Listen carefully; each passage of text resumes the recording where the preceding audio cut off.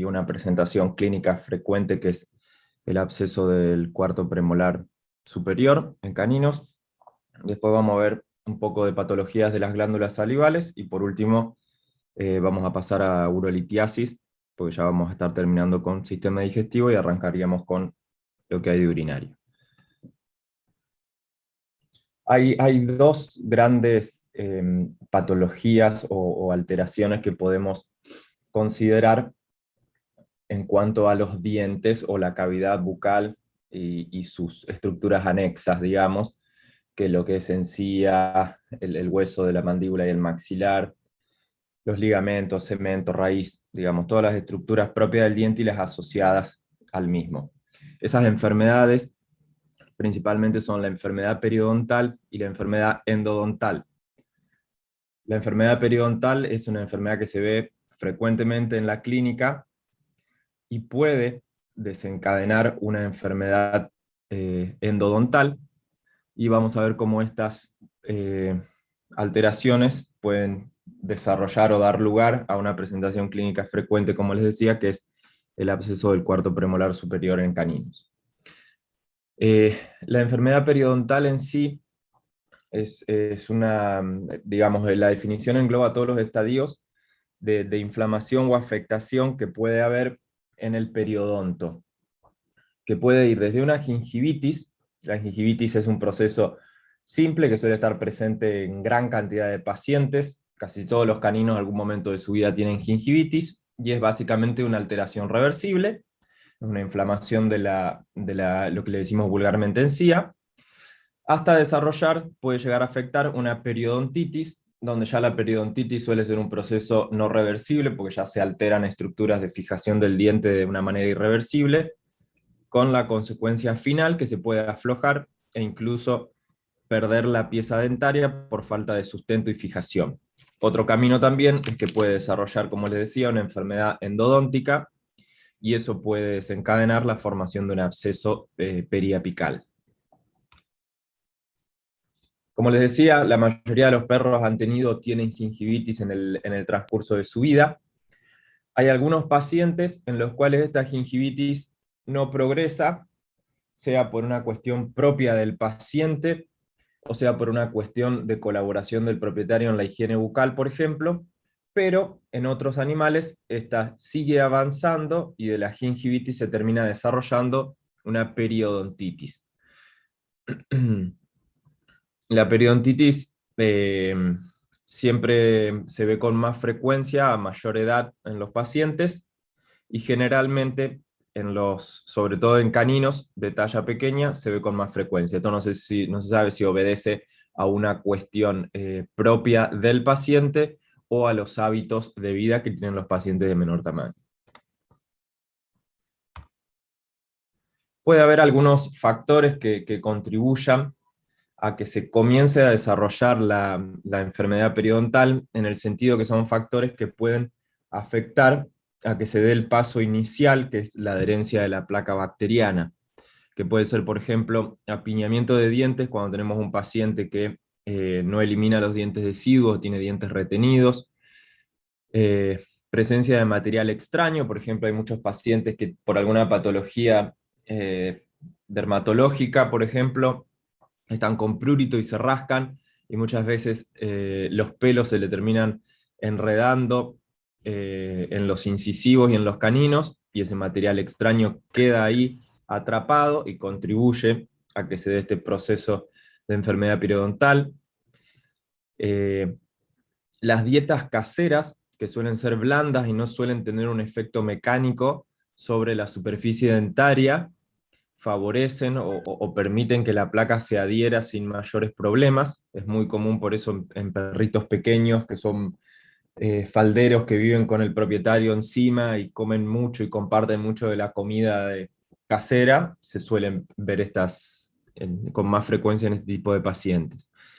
También maloclusiones, la placa bacteriana en sí, superficies dentarias rugosas que puedan favorecer la adherencia de las bacterias y la formación de biofilms, la falta de higiene, e incluso también se citan cuestiones inmunitarias del paciente.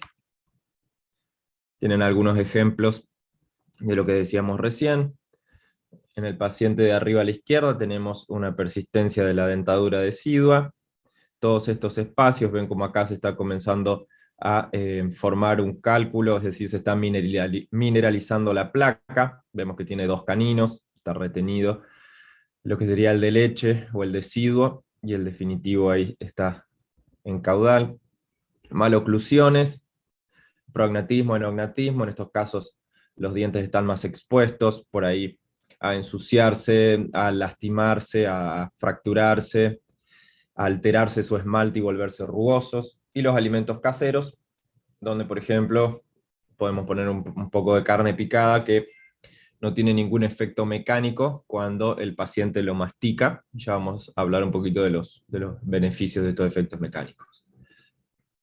Siempre es importante que recuerden cuál es la anatomía del periodonto, porque estas son las estructuras que se van a afectar en la enfermedad periodontal. Tenemos la encía, que es esta porción, que es lo que recubre, digamos, el hueso alveolar y llega hasta la conjunción, digamos, del cemento y la dentina, a partir de donde podemos decir que comienza la raíz, pero bueno, la encía es parte del periodonto. El ligamento periodontal, que es todo un ligamento que lo que hace es mantener el diente unido en su raíz hacia el hueso alveolar. El proceso alveolar, que es en sí el espacio que se forma anatómico en el hueso alveolar donde se implanta el diente. Los dientes pueden tener una, dos o tres raíces. Y el cemento, que es la estructura o el material que recubre la raíz dentaria. Esas son las partes del periodonto. Aquí también podemos ver la pulpa, podemos ver la dentina y podemos ver el delta apical, que esas son partes que conforman el endodonto del diente, que es, como les decía, algo que se puede afectar de manera directa o se puede afectar a consecuencia de una enfermedad periodontal. ¿Cómo es la patogénesis de la enfermedad periodontal? Bueno, muchas veces esto comienza con una gingivitis. Como les decía, la gingivitis suele ser un proceso simple, irreversible, por decirlo de alguna forma, donde lo que sucede es que hay adhesión y colonización de las bacterias, es decir, se forma lo que conocemos como la placa bacteriana. Son bacterias que se adhieren a la superficie del diente y se adhieren por encima del borde libre de la encía, en un primer momento. Esta placa es la placa que es fácil de remover, con una higiene oral cuidadosa por parte del propietario. Si esto no se trata, lo que sucede es que esta colonización bacteriana va a ir por debajo de lo que nosotros vemos como el borde gingival, digamos. La encía tiene un borde libre, siempre donde hay un surco gingival. Ven que entre el diente y el borde libre de la encía hay un espacio, un bolsillo gingival.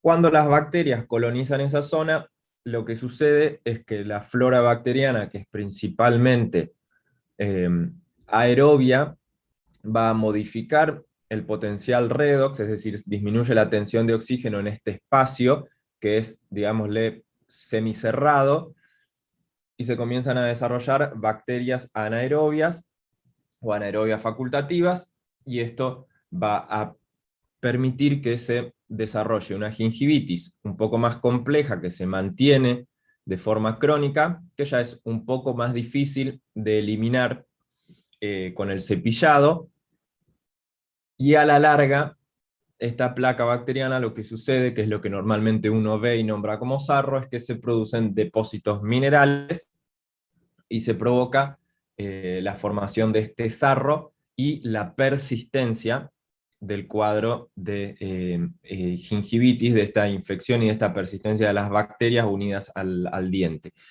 Cuando esta enfermedad progresa más allá de la profundidad de la unión de la encía, puede provocarse una retracción de la encía, puede provocarse un aumento del tamaño del bolsillo gingival, y las bacterias penetrar en mayor profundidad y de esta manera llegar a las estructuras más profundas del periodonto, como el ligamento periodontal o el proceso alveolar, e instaurar lo que conocemos como una enfermedad periodontal.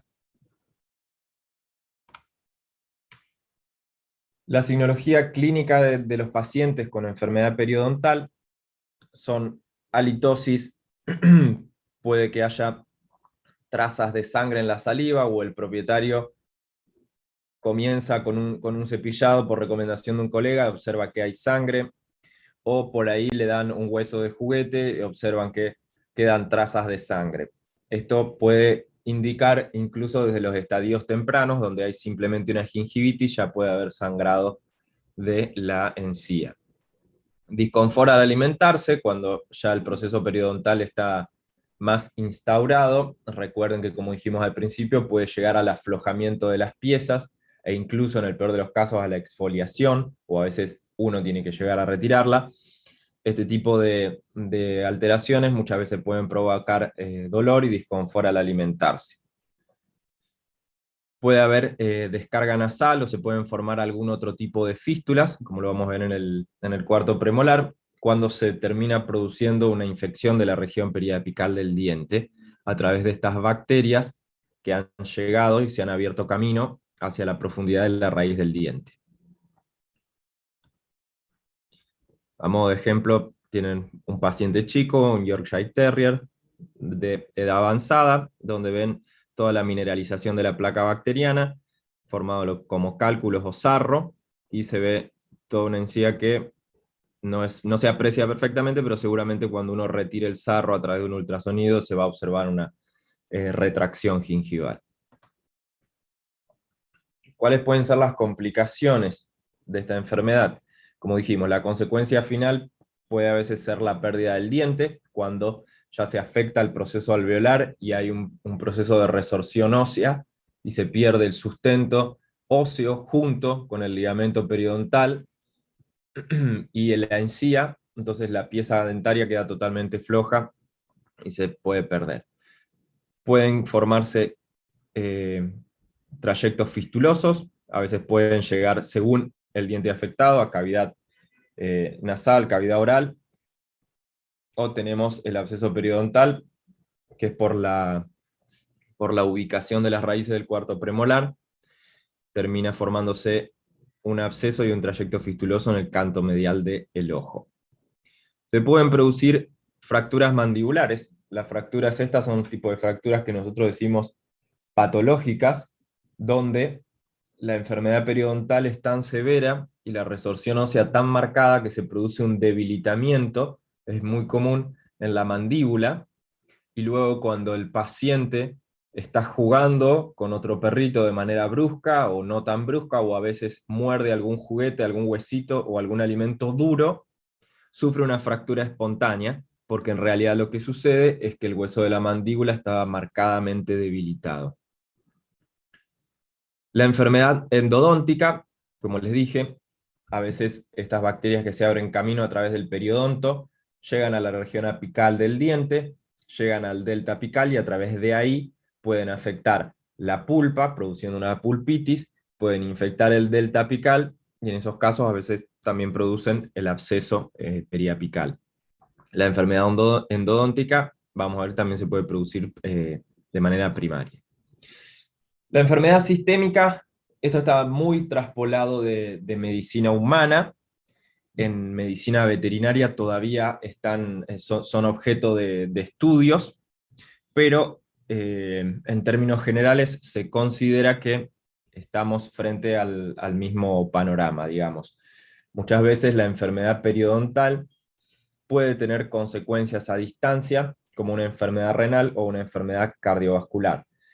Esto es cuando se producen bacteriemias transitorias, porque es decir, en la enfermedad periodontal, ustedes recuerden que se forma la placa bacteriana, las bacterias se depositan en la profundidad del surco gingival, es decir, si ustedes piensan, la bacteria siempre está fuera del organismo, es decir, es un tipo de infección característica. La bacteria en sí no está dentro del organismo, sino que está en la superficie de las estructuras del organismo, y la respuesta del organismo es otro de los factores que colabora, y entre estos dos factores se produce esta especie de infección característica que da lugar a la enfermedad periodontal. Cuando hay bacterias que consiguen atravesar la barrera, o a veces durante la masticación, o a veces durante procedimientos odontológicos, lo que sucede es que algunas bacterias pueden pasar al torrente circulatorio y producen lo que son bacteriemias transitorias. En estas situaciones es que puede haber repercusiones sistémicas, como por ejemplo a nivel renal o incluso a nivel cardiovascular. Como les dije, esto está muy descrito en medicina y odontología humana. En veterinaria, si bien se acepta que sucede, todavía es objeto de estudios más intensos. Acá los que les comentaba hoy, se puede ver una fractura mandibular justo en la raíz. Si observan acá, se ve un poquito de resorción ósea. Se ve como el hueso alveolar tiene todo un proceso, la mandíbula en sí, de resorción. Fíjense la altura de las uniones de la raíz con la dentina. Este hueso está totalmente debilitado, y seguramente a ese debilitamiento es a lo que le debemos esta fractura. Vemos un paciente que perdió un colmillo, y al perder uno de los caninos, lo que se forma es una fístula oronasal. Hay una comunicación entre la cavidad bucal y la cavidad nasal. Acá pueden ver cómo tenemos pacientes que han venido por otros motivos a la clínica, por otras cirugías, y cuando los vamos a veces a intervenir nos encontramos con estos cuadros, que por lo que hablábamos recién de las bacteriemias transitorias, es por ese motivo que a nosotros estos pacientes siempre nos dan un poco de miedo, por decirlo de alguna forma, porque, perdón, estaba queriendo ver si podía, porque este es un video, pero bueno, no me responde. Por lo de las bacteriemias transitorias, es que siempre nosotros tenemos miedo, porque cuando uno trabaja en otro lugar del organismo, como por ejemplo sea una cirugía de tejidos blandos o una cirugía traumatológica o del motivo que sea, las bacteriemias transitorias a veces pueden complicarnos y producirnos infecciones en el lugar de la cirugía, y en realidad el origen de la bacteria estuvo en esta región. Fíjense, el sarro que hay es tremendo, la gingivitis que hay, todavía se nota un enrojecimiento del borde de la encía, y ni hablar de la retracción de la encía.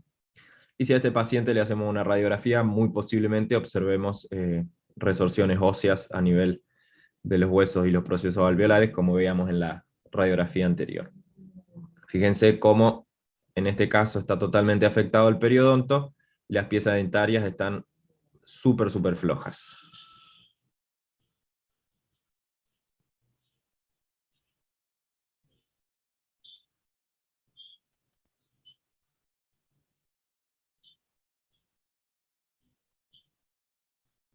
Recuerden que las piezas dentarias obviamente siempre son móviles, porque si fuesen rígidas nos traería más de un problema para la función de la masticación y la vida cotidiana del paciente, pero lógicamente no son móviles a ese nivel. Siempre que uno quiere evaluar la movilidad de una pieza dentaria, debe usar una pieza rígida para hacerlo, porque si usamos nuestros dedos, los tejidos blandos propios de nuestros dedos nos pueden confundir en el momento de ser criteriosos para evaluar la movilidad. Otros ejemplos de pacientes con una gingivitis severa. Acá vemos cómo este paciente, la pieza en el estadio final de la enfermedad periodontal estaba totalmente suelta, y pierde la pieza dentaria en un proceso de limpieza dental. Tenemos un paciente con un absceso, ¿cómo se le dice? Absceso carnicero o absceso del cuarto premolar superior, donde vemos que siempre se forma un absceso, hay una osteomielitis, hay una infección, hay una celulitis, a veces se llega al receso maxilar del seno maxilar, llega a esa zona, se junta el material purulento, y muchas veces se desarrolla un trayecto fistuloso en el canto medial del ojo, que es característico de la patología. El tratamiento de la enfermedad periodontal es remover toda la placa de cálculos sub y subgingivales. Si la pieza ya tiene mucha movilidad o está muy afectado sus estructuras de fijación o sostén, se debe retirar. Hay procedimientos médicos y quirúrgicos. Los procedimientos quirúrgicos a veces se realizan cuando el surco gingival ha aumentado mucho de tamaño y se hacen flaps de encía para reducir la profundidad del surco y así evitar que persista la colonización bacteriana. Siempre hay que hacer una evaluación concienzuda del paciente prequirúrgico por las cuestiones de las afecciones en sistemas renales o cardíaco.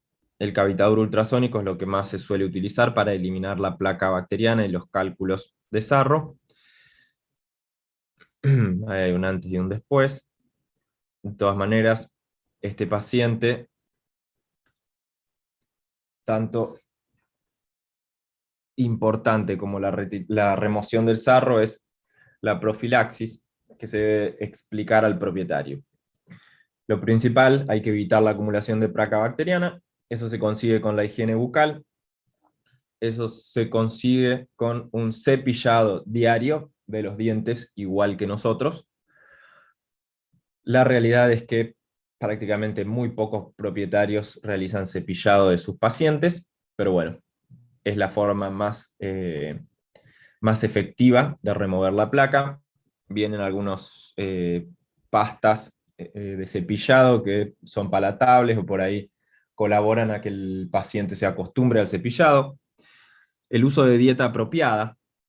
La dieta apropiada, el pienso comercial, que es un pienso duro, tiene per se una actividad mecánica atribuible a su dureza, que lo que hace es eliminar de manera mecánica la placa de los dientes.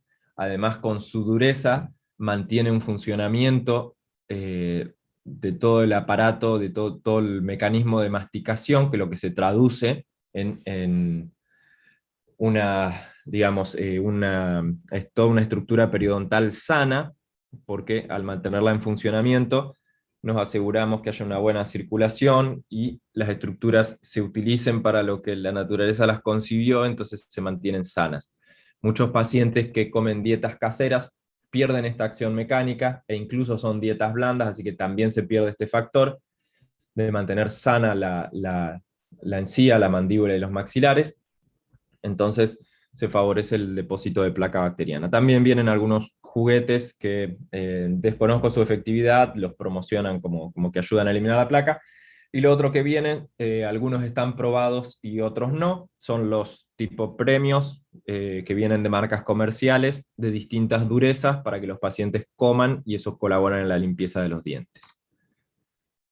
Tengan algunos ejemplos, esto es un pienso comercial, cepillo con una pasta, y estos son algunos de los juguetes que todavía no leí ningún estudio de su efectividad, pero están citados. Acá para que vean, como les decía, la enfermedad periodontal puede terminar con una enfermedad endodóntica de la formación de un absceso, o a veces una enfermedad endodóntica primaria puede terminar en la formación de un absceso periapical. El cuarto premolar superior de los caninos es un premolar muy importante. Es un diente importante de gran tamaño que tiene 3 raíces, que ellos lo usan sobre todo para triturar alimentos. Es un diente fuerte que cada vez que muerden algo duro lo utilizan. Por eso es que en la presentación clínica muchas veces es un diente que se afecta con frecuencia. Acá ven la anatomía, tienen incisivo, caninos, primero, segundo, tercero y cuarto premolar, y los molares en la arcada superior. Este tiene 3 raíces, tiene 2 raíces en craneal y una raíz situada en caudal. Son profundas, son raíces que según el tamaño del perro pueden tener de 1 a 2 centímetros, es por eso que la afección cuando la vemos clínicamente está tan cerca del canto medial del ojo, la raíz termina cerca y cuando se forma el absceso periapical estamos en una región periorbitaria. Acá hay algunas imágenes más donde ven las 2 raíces craneales del cuarto premolar y la raíz caudal. Acá un dibujo por si alguna vez nunca vieron un cuarto premolar. Cuando se forma el absceso, que es a consecuencia de un paciente que tiene una enfermedad periodontal, las bacterias llegan a colonizar la región periapical del diente y desarrollar un absceso, o a veces por ejemplo, una fractura del diente con exposición de la pulpa, permite que bacterias lleguen a la región periapical, se desarrolla un absceso. Este paciente va a tener muchas veces signología similar a la de un paciente con una enfermedad periodontal severa, pero muchas veces acá va a haber más dolor por la presencia de, digamos, la infección, y a veces si hay fractura de la pieza dentaria por eso mismo. Puede haber un animal que se rehúse a comer, porque como les explicaba recientemente, el premolar este es un premolar involucrado para triturar y masticar y romper alimentos duros. Entonces muchas veces cuando los animales comen un alimento como un pienso comercial, es normal que lo lleven hacia el premolar para romperlo. Entonces si está con dolor puede que no quiera comer. Y la forma más característica, o por lo que muchas veces termina llegando a la clínica, o lo que uno ve en la clínica cuando llega el paciente, es que presenta un abultamiento en el canto medial del ojo, cerca del canto medial del ojo, que muchas veces también desarrolla una fístula y tiene un drenaje de material purulento hacia el exterior. Ahí tienen un paciente, para que vean, en este caso, no solo el canto medial, sino que estaba bastante más inflamado. ¿Qué es lo que suele pasar con estos pacientes? Muchas veces la pieza dentaria está demasiado floja, por lo tanto uno decide optar por retirar la pieza, así termina con el proceso de la infección y la enfermedad periodontal, y comienza a dar antibióticos de manera prequirúrgica a estos pacientes, y muchas veces con el antibiótico la signología más evidente disminuye, se va, entonces el propietario no termina haciendo la cirugía, pero la realidad es que cuando uno corta con el antibiótico, estos pacientes la mayoría de las veces, o casi siempre, recidivan, porque el antibiótico no nos da la curación total de la patología. Además de la enfermedad periodontal severa, les dije que las fracturas podían ser, acá están descritas la fractura del SLAP, que es una forma en la que se fractura el diente, no, nada por lo que enloquecerse, o una enfermedad endodóntica que puede aparecer de manera primaria, por ejemplo, alguna fractura o algún proceso de traumatismo del diente, sea un traumatismo térmico-químico o un traumatismo, digamos, directo. Las caries son relativamente raras en perros, pero bueno, podría ser uno de los predisponentes. Todo esto lo que producen es que lleguen las bacterias a la región periapical y produzcan la formación de un absceso. Ahí para que puedan ver lo que sería una fractura en SLAP, acá se salió una porción del diente, y acá se ve cómo está fracturado. Una forma medio característica de que se fracture el premolar. Acá evidentemente está expuesta toda la pulpa del diente, y eso va a permitir la infección de la pulpa con una pulpitis y una consecuente formación de absceso. Esta infección de la región periapical, lo que termina siendo luego es una osteomielitis en el proceso alveolar, en el hueso alveolar, se desarrolla una celulitis, se forma el absceso, y los abscesos normalmente desarrollan trayectos fistulosos, buscando el lugar de menor resistencia para terminar drenando. Muchas veces se afecta el receso maxilar, del seno maxilar, y es lo que después nosotros vemos como esa afección en el canto medial del paciente. Bueno, el diagnóstico no suele presentar grandes problemas. La apariencia del paciente, la presencia de la tumefacción en el nivel medial del ojo son bastante sugerentes. A veces a algunos pacientes se les puede revisar la boca, a veces no, porque son pacientes o que no les gusta que les revisen la boca, o son pacientes que están con dolor y no se dejan tocar la boca. Así que a veces puede ser necesaria una sedación para revisar bien la cavidad bucal. A veces la enfermedad periodontal es evidente porque el absceso se forma a consecuencia de una enfermedad periodontal y otras veces no, porque el origen del absceso es una enfermedad endodóntica pura, por ejemplo.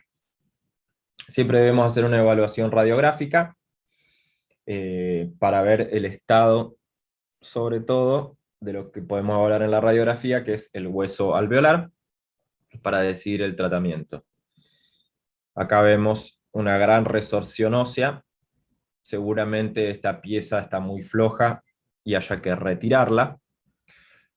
Y actualmente, además de la extracción de la pieza dentaria, que es lo que se hacía con mayor asiduidad hasta el día de hoy, todavía en el ámbito que yo me muevo no conozco, pero se está comenzando a realizar los tratamientos endodónticos cuando lógicamente tenemos alguna afección de tipo endodóntico. Si la afección es primariamente periodontal, no nos va a servir.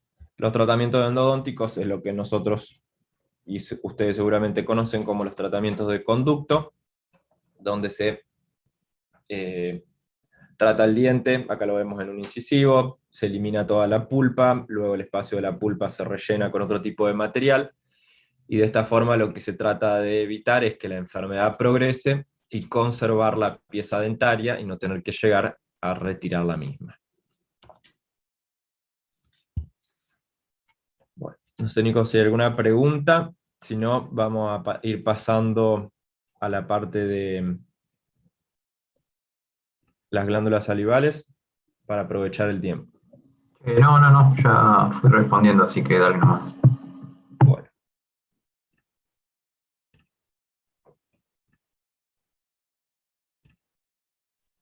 bueno, ¿sale bien? Sí, sí. Bueno, espera que me tomo un mate y arranco.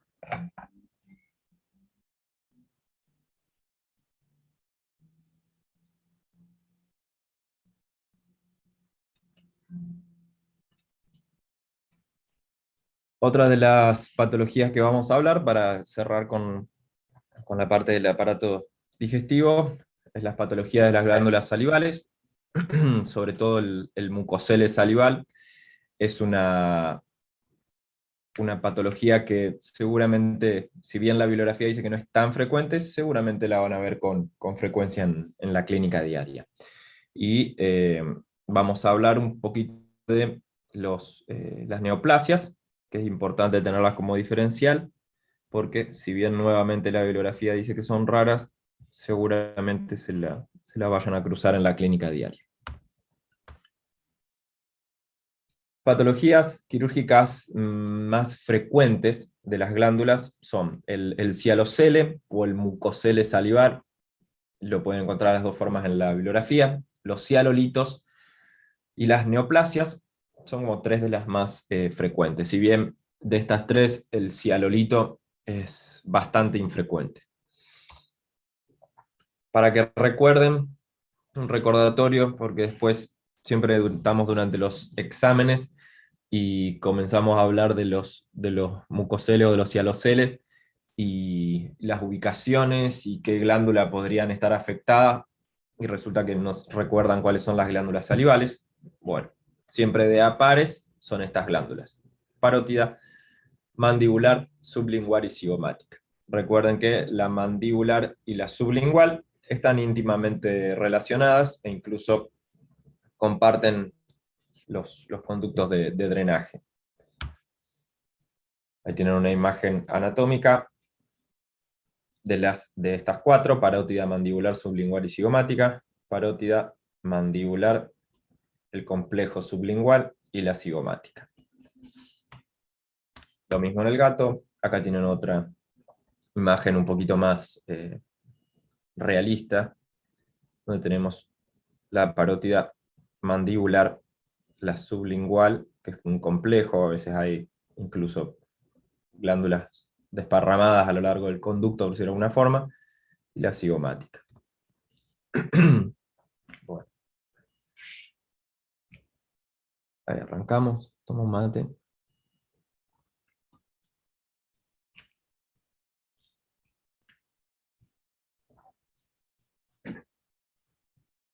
Bueno, el cialocele es la colecta de saliva que se produce en la cercanía o en la vecindad de una glándula salival o de su conducto, y las características que tiene es que se diferencia, por ejemplo, de algún quiste o cualquier otro acúmulo, en que está rodeada de un tejido de granulación.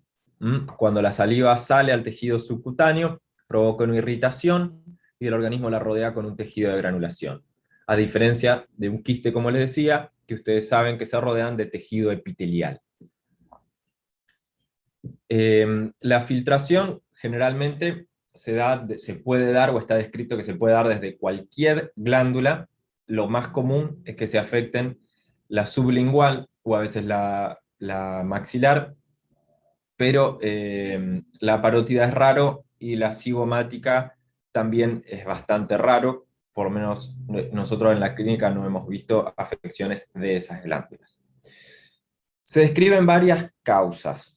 Si bien la mayoría se desconoce la causa, es decir, aparecen de manera espontánea, sin un motivo claro o una causa clara, se describen causas traumáticas, sean quirúrgicas o no quirúrgicas, es decir, puede haber tenido una intervención quirúrgica el paciente y nosotros dañar algún tejido de la glándula o del conducto y provocar a futuro un cialocele, o puede ser un paciente que tuvo un traumatismo en su vida cotidiana, por ejemplo, la masticación de algún alimento duro que le puede haber impactado de manera intraoral, peleas o juegos bruscos con otro perro que haya podido provocarle un traumatismo romo y una lesión, por ejemplo, un conducto. Se describen también los cialolitos, aunque, como les decía, los cialolitos es una presión, o sea, el lito en la glándula salival es raro. Y también las neoplasias, aunque si tenemos una neoplasia en una glándula salival, realmente el cialocele va a ser lo que menos nos preocupa. Muchas veces la ubicación del cialocele nos suele dar un indicio, nos suele como señalar la glándula que se afecta, y muchas veces qué lado, o sea, la glándula de qué lado está afectado, si la izquierda o la derecha.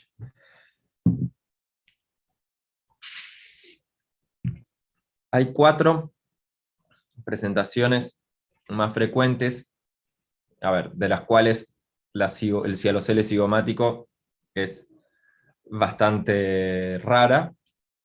El faringio es raro, pero el cervical y el sublingual sí son frecuentes. Y los van a ver seguramente si ejercen en la clínica de pequeños animales.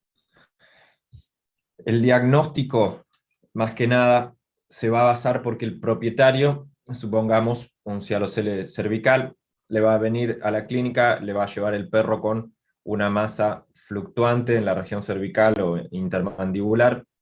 A la palpación es una masa que es blanda, está llena de un fluido viscoso, no duele, y podemos obtener un líquido tipo saliva a través de una punción. Ahí tenemos una imagen de una jeringa que está tirando una gota de un líquido obtenido por punción. Observen que está con una tonalidad rosada o rojiza, porque muchas veces hay contaminación con trazas de sangre. Es normal, es frecuente que pase, puede estar o no puede estar, a veces tiene un color un poco más, yendo un poquito a un color miel, o a veces es más tirando incoloro. Lo importante es que cuando ustedes hacen la punción, obtienen este líquido que es de una consistencia y características físicas muy similares a la saliva. A veces es como una saliva concentrada, es decir, un poco más densa, más la clínica del paciente de un abultamiento en una región coincidente con alguna glándula salival, que no duele, que es fluctuante, ya les permite hacer el diagnóstico de manera bastante acertada. Es decir, es un diagnóstico que es básicamente clínico. Si realmente ustedes tuviesen duda, hay un colorante que es el ácido periódico de Schiff, que nos permite en cierto modo, confirmar. Realmente no conozco a nadie que lo haga. No creo que les vaya a ser necesario hacerlo nunca, porque el diagnóstico es bastante simple. Yo nunca lo usé, ni sé cómo es que se hace la tinción ni nada, pero bueno, en los libros lo van a encontrar, así que más vale que lo escuchen primero acá y después cuando vayan a estudiar el libro ya estén al tanto. El cialocele cervical es una de las presentaciones más comunes. Lo que hay es, como su nombre lo indica, un abultamiento en la región cervical del paciente, a veces región cervical superior, ángulo de la mandíbula, espacio intermandibular. La distribución es en esa región, puede tener algunas variaciones según el paciente. Como habíamos dicho, es fluctuante e indoloro. El diagnóstico lo hacemos por la clínica del paciente y nos ayuda una punción en la cual obtenemos un líquido de características similares o muy orientadoras hacia la saliva. Es importante determinar la glándula afectada y el lado, si es izquierda o derecha. Esto es muy importante para el tratamiento, porque ya vamos a ver que para el tratamiento hay que extirpar la glándula afectada. Entonces, ¿cómo hacemos para determinar qué glándula está afectada? Bueno, muchas veces a través de el diálogo con el propietario, cuando estamos haciendo la reseña de anamnesis, recabamos datos de manera inteligente, digamos, y tenemos que ir preguntándole al propietario si él observó en un principio si el abultamiento se presentaba más de un lado que de otro, y luego se colocó en una posición, digamos, central, o que no nos permite identificar el lado a nosotros. Algunas veces el propietario nos va a saber decir, y la mayoría de las veces el propietario no va a tener ni idea, porque se dio cuenta cuando la masa ya era de un tamaño importante y ya era imposible determinar a simple vista la ubicación o cuál glándula, la glándula de qué lado está afectada. Supongamos que tenemos un cialocele cervical donde está afectada la glándula sublingual y se produjo el acúmulo en la región cervical. Una maniobra que nos puede servir, si el paciente colabora, es colocarlo en decúbito dorsal, y muchas veces cuando colocamos el paciente en decúbito dorsal, el mucocele tiende a caer, por decir de alguna forma, hacia el lado de la glándula afectada. Como que la cavidad esta cubierta por tejido de granulación que se ha formado, a veces se desarrolla más en las cercanías de la glándula afectada, entonces cuando volcamos el paciente, por eso es que se desplaza más hacia ese lado del mucocele. No es algo de magia negra que lo damos vuelta y según para dónde cae, no. Hay una explicación de que como se forma en la periferia de la glándula o en las regiones cercanas a su conducto, muchas veces puede ser que la cavidad esté más desarrollada hacia la cercanía de la glándula de uno de los lados, y al ponerlo en decúbito dorsal, eso nos oriente y nos pueda determinar la glándula de qué lado es la afectada. Muchas veces también tenemos afecciones, lo que pueden encontrar como afecciones complejas. En realidad le dicen complejas porque a veces el paciente presenta más de un cialocele. Por ejemplo, tiene un cialocele cervical y tiene un cialocele sublingual. Entonces, tenemos un cialocele cervical que está en el centro, no podemos determinar el lado, pero a su vez el paciente presenta un cialocele sublingual del lado izquierdo. Eso muchas veces nos puede ayudar a determinar que las glándulas afectadas son las del lado izquierdo. Otra posibilidad es cuando realizamos la inspección, por ejemplo, en un paciente de un cialocele cervical, cuando hacemos algún tipo de manipulación o compresión de la masa fluctuante esta que tenemos, la colecta, y observamos el interior de la cavidad bucal, algunas veces provocamos el movimiento de las estructuras anatómicas del lado donde estaría la glándula afectada. Son todas formas que nos permiten determinar, o nos pueden ayudar a determinar el lado de qué glándula está afectada. Si llega al punto que no tenemos la más mínima idea de qué glándula es y no hay forma de determinarlo, bueno, la bibliografía dice que se puede hacer una extracción bilateral y no pasaría nada en cuanto a la producción de saliva del paciente. Realmente mi consejo es que determinen el lado, porque someter a un paciente a 2 cirugías nunca es bueno, y 2 cirugías de cialodenectomía, donde uno tiene que trabajar cerca de estructuras importantísimas, más vale no hacerlas. Tenemos un paciente con todo un cialocele cervical. En este caso vemos que el paciente en la región intermandibular no, el ángulo de mandíbula relativamente, pero bien la zona cervical está afectada. Eso es una forma de presentación. Acá vemos otro paciente como está un poquito más delimitado el cialocele cervical. Fíjense, distinto tamaño de pacientes, se presenta de distintas formas, por eso hay que ser criteriosos en la inspección clínica para determinarlo. Otra forma de presentación, otra de las más frecuentes, es el sublingual. También se lo van a encontrar como ránula. Se da una acumulación caudal a la apertura de los conductos sublingual y mandibular. Se produce sobre todo por una filtración de la sublingual, de la glándula sublingual y subconducto, pero recuerden, como la maxilar y sublingual están relacionadas, muchas veces se hace la cialodenectomía, o siempre se hace la cialodenectomía de las dos. Se provoca este acúmulo en la zona ventral de la lengua y se forma como si fuese una gran, de manera visual lo van a ver como una gran ampolla, que es bastante evidente. Algunas veces el propietario puede verlo, algunas veces no, y a veces el propietario generalmente se da cuenta cuando ya tiene cierto tamaño y provoca el desvío de la lengua hacia el lado contralateral. En algunos pacientes puede llegar a haber problemas para tomar agua, para la prensión y masticación, o a veces para la deglución. No es lo más común, pero puede haber.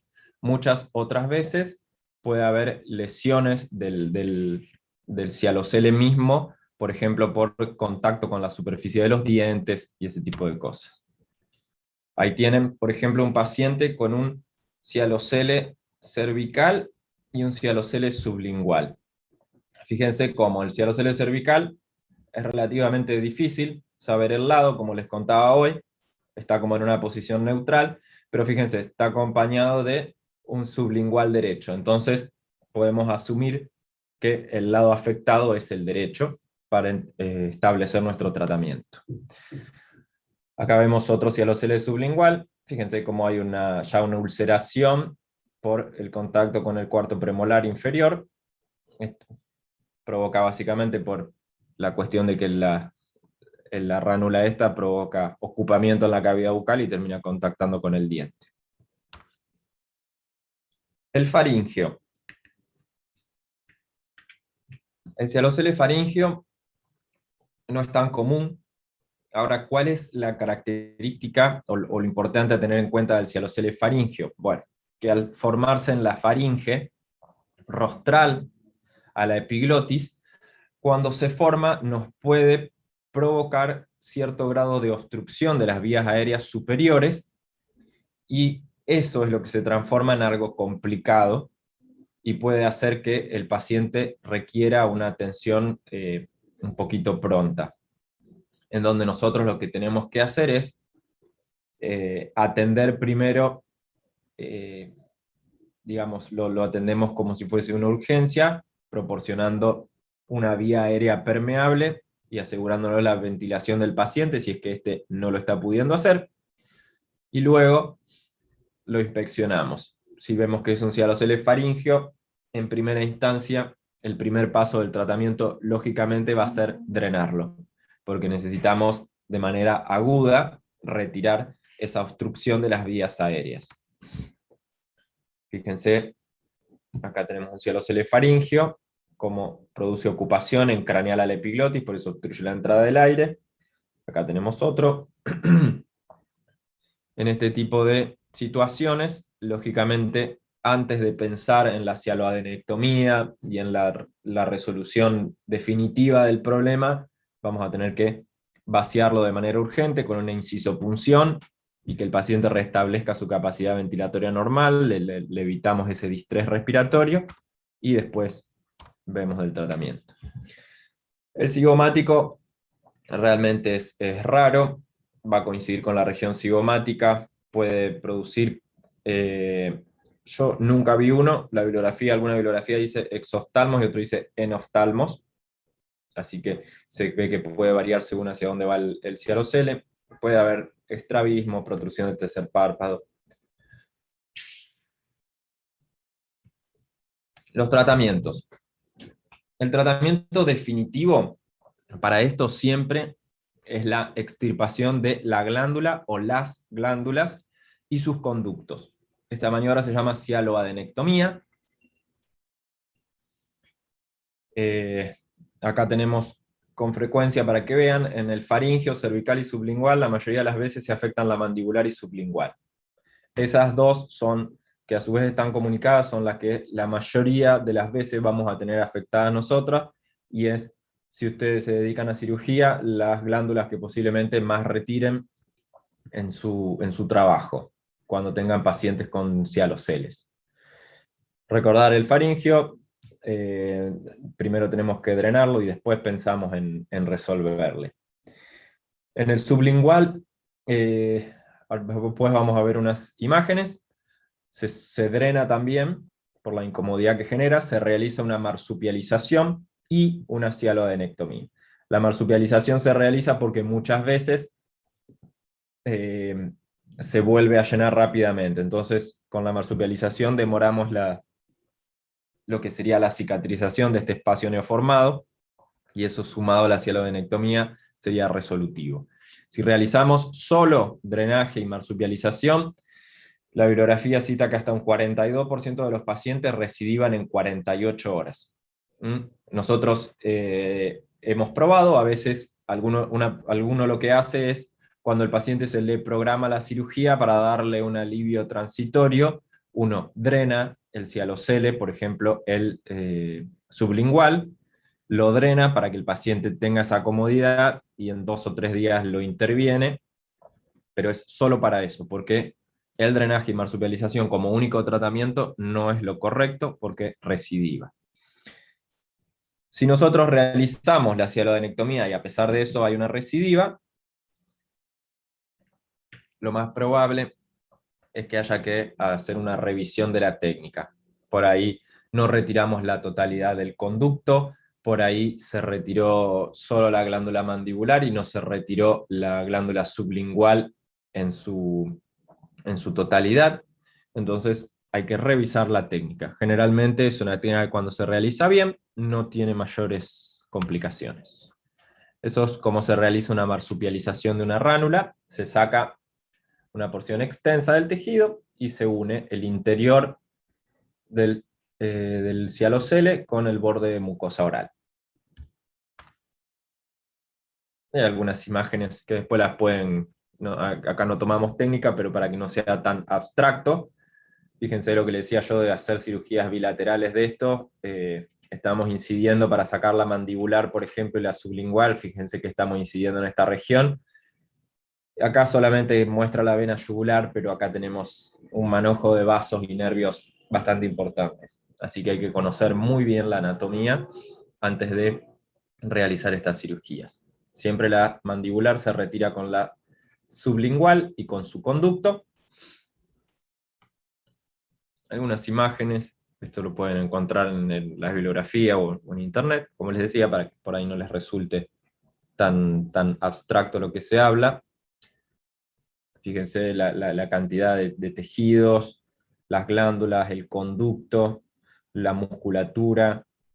Son cirugías que hay que conocer bien la anatomía y no dañar tejidos que no deban dañar. Ahí vemos una ránula en un paciente que tuvimos en la clínica, que ahora no me sale el nombre de la raza. Bueno, acá lo operamos y luego lo que hicimos fue colocar un drenaje por eso está con este vendaje el paciente, se había colocado un drenaje activo para evitar que se produzca un acúmulo de contenido en la inmediatez postquirúrgica. En cuanto a los hialolitos, no vamos a ahondar mucho. Dijimos que son poco comunes, son comunes en el conducto pariotidio, suelen ser de calcio, oxalato, fosfato.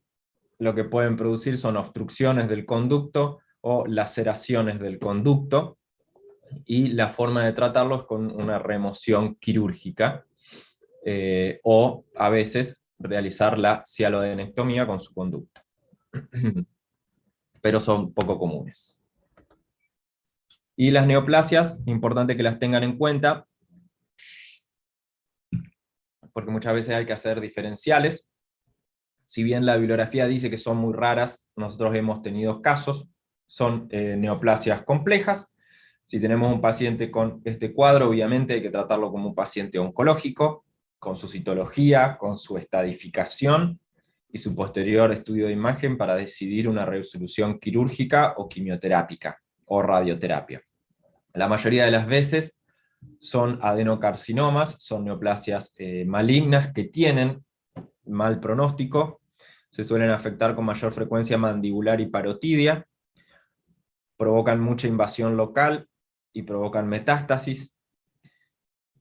Hay abultamiento coincidente con la glándula afectada, muchas veces es indoloro, a veces de gran tamaño.